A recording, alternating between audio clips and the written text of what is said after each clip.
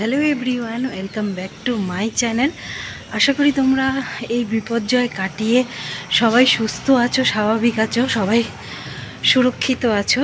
তো যাই হোক, সকালবেলা থেকে ব্লগটা শুরু করলাম। আজ এখন অনেক সকাল, 6:30 বাজছে, আর আমি ছাদে চলে এসেছি। কালকের জামা কাপড় তো একটু শুকায়নি, সেগুলোই মিলবো বলে চলে এলাম ছাদে।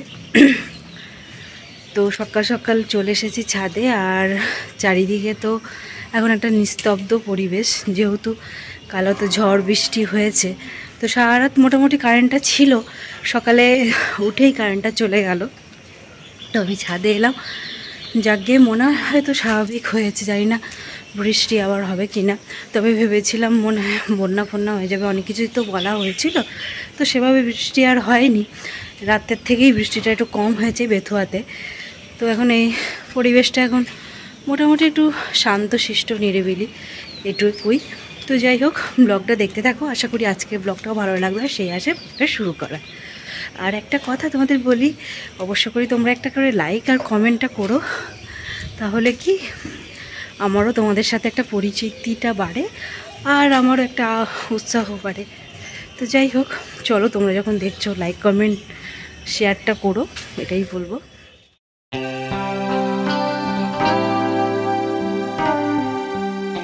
এবার নিচে যাব, তো তোমাদের তো সিঁড়িটা আগেও দেখিয়েছি, তো এখন অন্ধকারের মধ্যে দিয়ে যেতে হবে, কারেন্ট নেই যেহেতু। চলো তোমাদের আজকে আরেকবার শেয়ার করি কিভাবে যাই, এই নিচে নামি।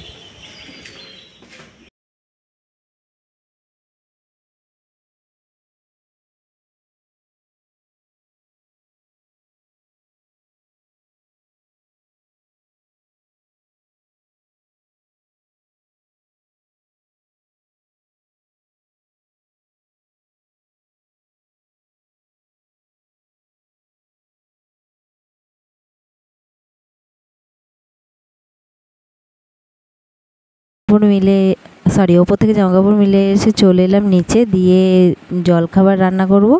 কুমড়ো ফুলের বড়া, আলু পটলের তরকারি, নিরামিষই। তার দুপুরে একটু সোয়াবিন আলু তরকারি আর ভাত করব, সেসব আর শেয়ার করছি না আজকে, জাস্ট এইটুকুই করছি, কারণ আজকে যেহেতু নিরামিষ বেশি কিছু করব না। আর কালকে রাত থেকে না সেভাবে ঘুমটুম হয়নি, কারণ কারেন্ট যাচ্ছে আসছে, ঘুম হচ্ছে না, তাই রান্নাটা ঝটফট করে একটু ঘুমাবো, এটাই ইচ্ছা আছে। তো ভালো করে বেসন দিয়ে মাখিয়ে টাকিয়ে নিয়েছি, এবার বড়া কটা ঝটফট করে ভেজে নিই। আর শান্তনুও চলে এসছে, ছেলেও পড়তে গেছিলো, ও বাড়ি ফিরবে। তো যাই হোক, আমরা এবার জলখাবারটা এই ঝটপট বড়াটা ভেজে, আলু পটলের তরকারিটাও রেডি, দিয়ে আমরা ব্রেকফাস্টটা করে নেবো। তো দুপুরে তো বললামই সোয়াবিন আলু তরকারি হবে লাঞ্চে, ব্যাস, আর একটু ডাল ঠাল করে নেবো, এই আজকের মেনু। কারণ আজ যেহেতু মঙ্গলবার, আমি তো নিরামিষ খাই, তোমাদের বলেছি, আগে তো অন্ন খাওয়াও ছেড়ে দিয়েছিলাম, আবার করছি, আবার এভাবেই করি আমি মঙ্গলবারটা, যেহেতু ব্রত হয়ে গেছে, তো সেইভাবেই। তো যাই হোক, বড়া কটা আমার ভাজা হয়ে গেলে খেতে বসে যাবো। আর এই বেসনের এই যে বড়া খেতে আমি খুব ভালোবাসি, মোটামুটি সবাই ভালোবাসে। আর তোমরা কে কে ভালোবাসো কমেন্টে জানিও কুমড়ো ফুলের বড়া খেতে। আর এই কুমড়ো ফুলের বড়া একটু চালের গুঁড়ি দিয়েছি, তাহলে মচমচে হবে বলে। তো রেডি কুমড়ো ফুলের বড়া, আর আমরা খেয়ে নিই।